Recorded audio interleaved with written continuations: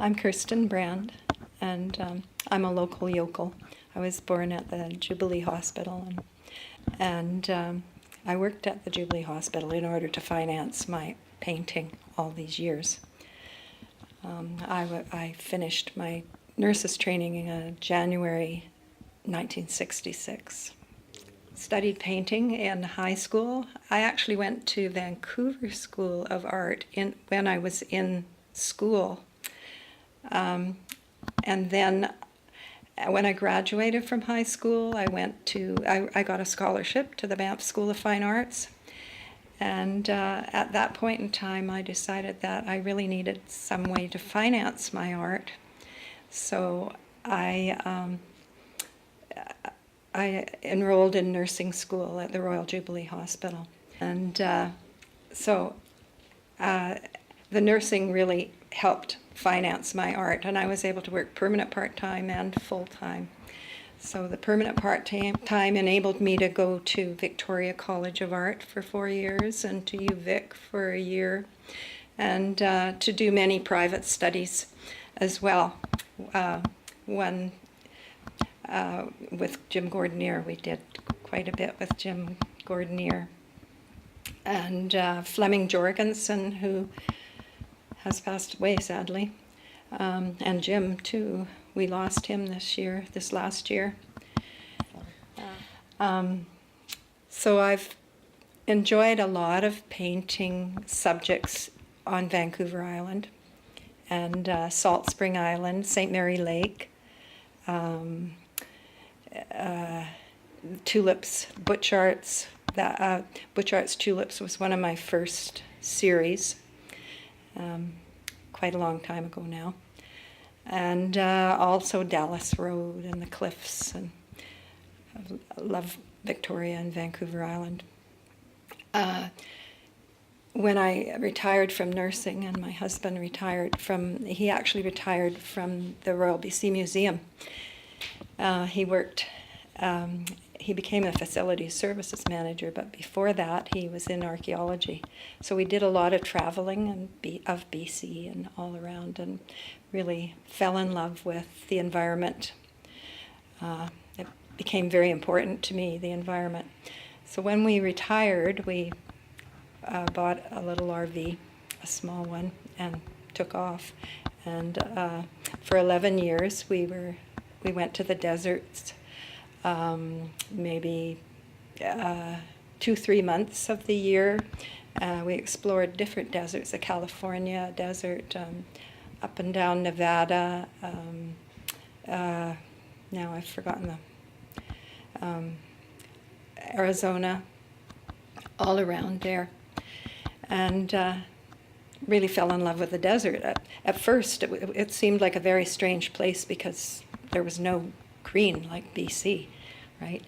And but eventually it kind of grew on me a lot, because I realized that those plants in the desert are very, very fragile but strong at the same time, because they manage to survive all the droughts and everything that happens in the desert to them. So I took thousands of photographs. My husband would be driving and I would be clicking away, and we would also hike into the deserts, into places like Joshua Tree National Park, near Palm Springs, and I've forgotten the name of the other desert, the valley down further south near the Salton Sea. And in 2004 we were there, and the desert was in bloom like it had never bloomed before. They called it 100-year bloom. And so this painting was a result of a series of photographs of this 100-year bloom in the desert near Joshua Tree National Park in California. I painted a small one of this, and it just didn't capture the whole feel of the whole desert blooming like that and blossoming like that. And so I had to paint a very large one. So this one is 60 by 40 inches. So that, and it's called Desert Spring.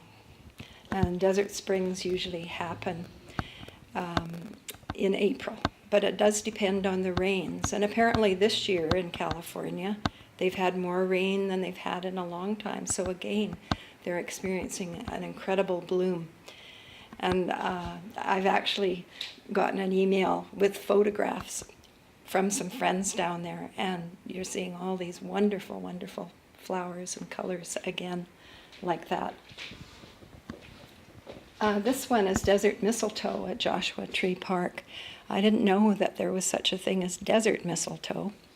And the mistletoe in Joshua Tree is just like the green mistletoes everywhere, where it attaches itself to other trees and other plants. And this attaches itself to old dead trees. And but the berries are very orange and red, and so they are very colorful in the park.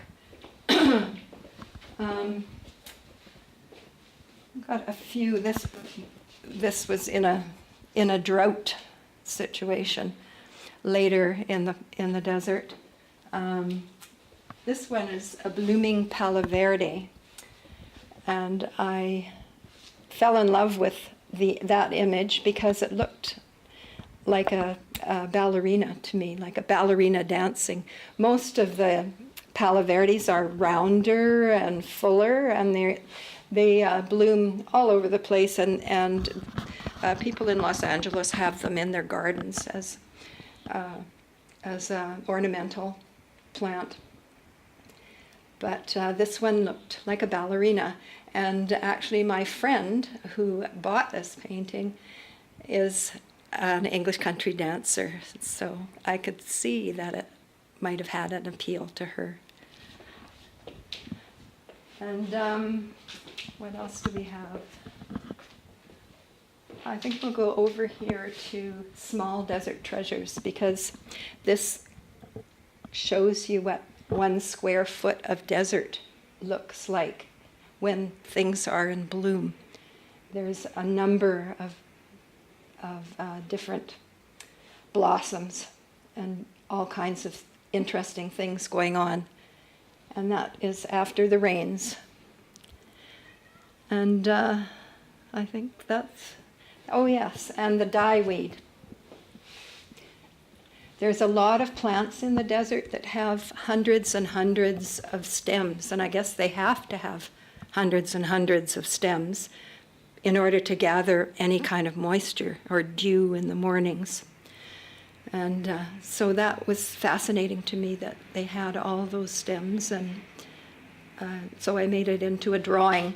I actually painted the background black, and then went over the whole drawing with white pencil crayon. And the pencil crayon did not show up well enough. And so I had to go over it again with white pen and ink. So it took quite a few hours of work, that one. That's about it. I'm hopefully gonna go explore the Yukon next with my husband. We sold our RV 2 or 3 years ago so that I could stay home and paint in my studio. But he decided, oh, I think we need another one. So we have another one, and we're going to head north and see what the Yukon looks like.